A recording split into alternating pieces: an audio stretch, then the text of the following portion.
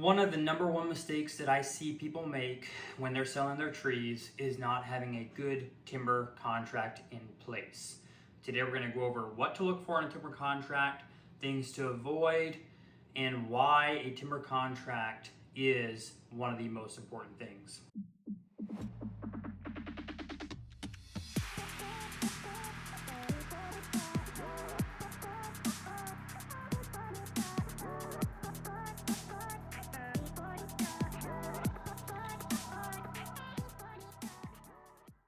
So first, let's address if a timber contract is actually necessary.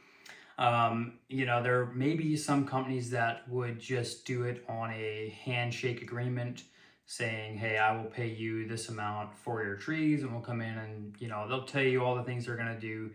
But the issue with just doing a handshake agreement anymore is that there's just no way to actually force their hand and make them actually do what they said.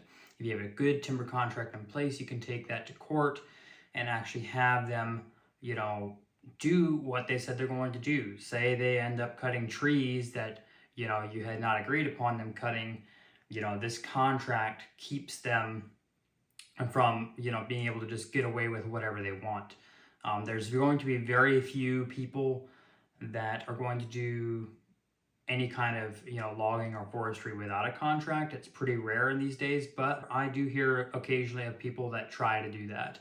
Anymore, most guys doing a contract, and honestly that's to protect themselves. And that's kind of leads me into another point of a contract. You do want to make sure that you know what's inside that contract and what to be looking for, because a lot of these guys are making contracts that entirely favor them. I was with a buyer or broker one time, and he was telling us about the job, and he just says that, and I quote, all my contracts are always going to be in my favor. And, yes, they do need to protect themselves, but you also need to be protected. And if the contract is written up in a way that you have no out, that you have no options, that, it's going to be setting you up for failure before you even start. So here are three main things that we're going to look for inside a contract. Number one, and this is one of the most important things, is what trees are being taken. Now, this should be discussed throughout the entire process, and you should know, and really, you should have all the trees marked that are being cut. But there's unfortunately a lot of people that want to go in and just do a diameter harvest. So what you're looking for is, most times it'll say either a certain diameter at a point of cut, or it'll reference, X amount of trees painted blue, or whatever color paint they use. Basically, you want to be looking for the description of which trees are being harvested. If it's saying 16 inches at the point of harvest, which means at the bottom, and all trees flare out of the bottom, you're essentially going to be clear cutting your property. And that may be your goal. That might work in your scenario, but most people do not know what they're getting into when they sign up for that. And that the same thing is true for 18, even 20 inches is a very hard harvest. I recommend that you go with a diameter breast height harvest, and that is going to be where all the trees are measured at chest high. If you're not going to do marked timber, then this is the next best thing. Most of the trees have lost their taper by the time they get to chest high, and you get a much more accurate and real measurement at that point. Most scenarios, if you're doing an 18 to 20 inch harvest chest high, is going to be the easiest thing if you're not working with a forester, if you're just selling direct and they don't want to mark the timber.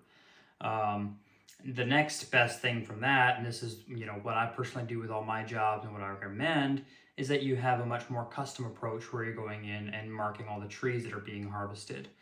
And in this, you're going to have, a reference of how many trees exactly, how many estimated board feet, all the species. You're going to have a complete breakdown. And in that contract, you want it referencing that sheet saying, hey, there's going to be, 350 trees estimating, 175,000 board feet, for example.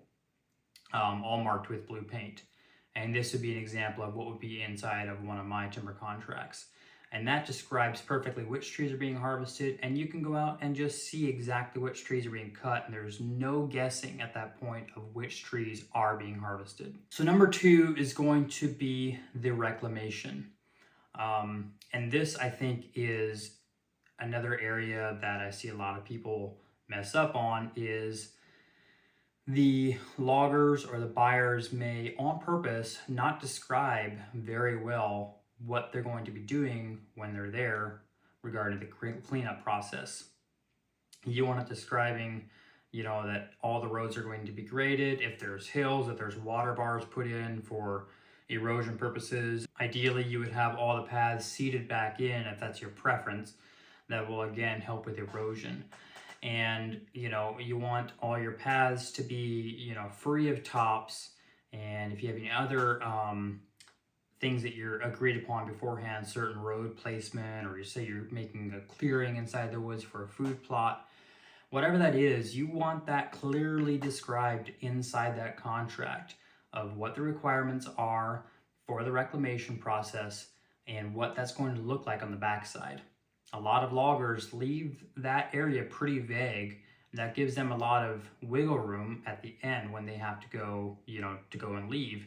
There's not a whole lot there that, is keeping them from leaving if you don't have that part of the contract taken care of. And last but not least is you want verbiage basically saying that the contract cannot be assigned.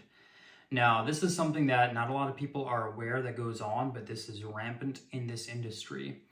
And that is basically where a company will purchase timber. And I will say a lot of the times this is going to be your wholesalers doing this, but I also see this a lot within, other companies, mills, loggers.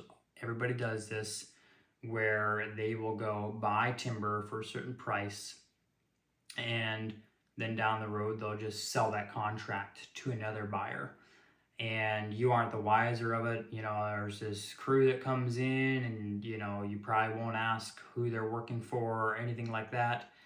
And I've already seen to where a company will come in, get it under contract for hey, we're going to harvest it at a certain size, do all this and that, and then they'll take that contract and sell it 2 to 3 times, to the point that you may be getting half of what that final company actually paid for that timber, and that money should have been going to you. So we'll get to how to remedy this in a little bit, but ultimately you want that in the contract stating that it cannot be assigned. And so assigning a contract is, pretty common in the real estate world, where a wholesaler will then, get a property under contract and flip it to an investor or something. And that's a different scenario. It doesn't matter as much, as long as they're happy with the price they're getting up front. The issue here with the logging side of things is, if you were originally sold it to a company because they do good work and you wanted their quality of reclamation, for example, suddenly when you're another company down or 2 companies down the road, you don't know who's coming in to do that work. And you may not be getting the same logger in there that you thought you're getting, and they may do a terrible job and really tear the property up. And so this is super important in this industry, to not allow a signing of the contract, that it doesn't get passed around. And this protects yourself from a lot of those problems. When you're working with a consulting forester, they're going to make sure, a lot of this stuff is taken care of for you, especially the assigning of the contract. They know these companies, it's not getting passed around. They know if a random crew shows up, hey, this is the wrong crew. And all this, those issues can be solved simply by working with a consulting forester. And he is going to make sure that the contract is, abided by, and that everything is in place beforehand. But those are the 3 things that you want to be looking for when you're signing a contract. And, they may not be in there when you say somebody comes up and wants to buy it. That the contract that they provide may not be there. That's not to say that they're necessarily a bad company. I would just ask that those things are added if they're not already in there. And if they have a problem adding those things, that's when I would begin looking for a different company. Again, this is going to give you the highest chances of success on your entire project. One last final mention that I'll throw in here, and this doesn't necessarily have to be in the contract, but I would want to see proof of liability insurance, at least $1 million policy from anybody buying timber from you. And that would insure you on the off chance that a tree gets thrown on a house or something gets damaged.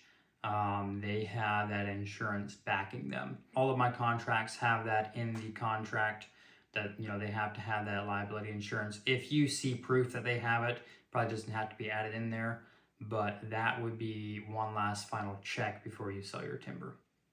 So I hope this was valuable to you. If so, please hit the like button and subscribe. I'd appreciate it a lot, and I will see you guys in the next one.